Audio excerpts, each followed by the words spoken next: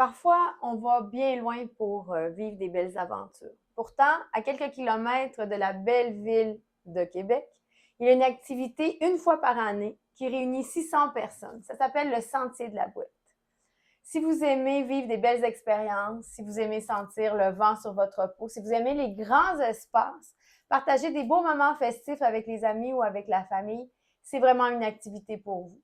Nous, on l'a réalisé en famille avec des amis le 16 juillet dernier et c'était la 33e édition du Sentier de la Bouette. Je dois avouer que nous avions une petite crainte au départ parce qu'elle a été annulée une seule fois. Et là, on se disait, va-t-il faire beau? Comment ça va se passer? C'est quand même dans les battures du fleuve. Alors, je vous explique, on se réunit tous au quai de l'Île Verte, de la municipalité de l'Île Verte, et on traverse. La traversée se fait en direction de la municipalité de Notre-Dame-des-Sept-Douleurs, qui est sur l'Île Verte.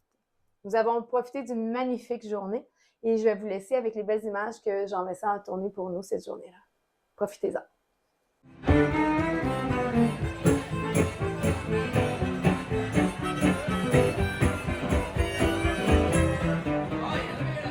La traversée débute avec un grand rassemblement sur le quai de la paroisse. Durant les 5 km qui séparent les deux rives, nous serons encadrés par des guides. La traversée durera environ 2h30 minutes. Évidemment, il faut attendre le feu vert pour débuter la marche. Lorsque vient le temps de partir, une grande file indienne se prépare à quitter le quai et à descendre directement sur les battures du Saint-Laurent. C'est à ce moment qu'on peut entendre les premiers cris de joie ou de surprise, car la boue et l'eau s'infiltrent dans nos chaussures et ça glisse.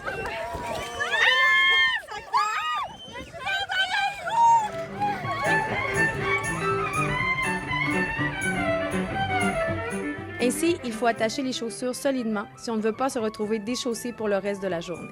Une fois la surprise passée, ce n'est que pur bonheur.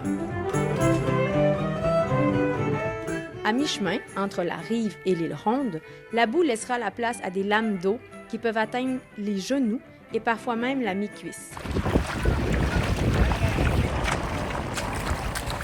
Il y a aussi des herbes et des algues. Durant la traversée, le lit du fleuve nous réserve bien des surprises.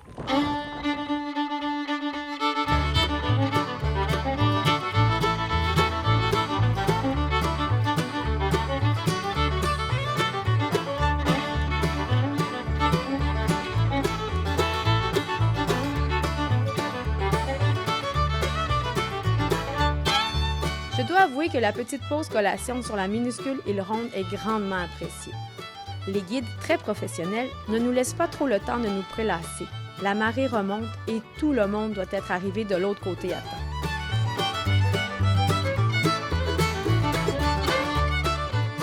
Nous quittons donc l'île Ronde en direction de l'île Verte et contrairement à ce que nous pensions, c'est des cailloux et des roches qui nous attendent pour la dernière portion du trajet.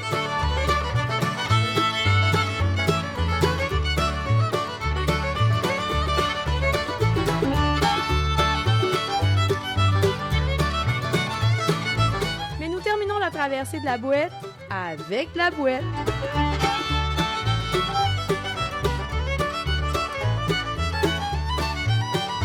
Et oui, déjà à l'autre rive. Le temps de nous déchausser, de nous changer, de partager un bon repas et c'est déjà l'heure de repartir. Le retour pour nous se fera la même journée en traversier. Oui, en bateau, puisque la marée est déjà remontée. Il ne nous reste plus qu'à rêver d'une prochaine édition.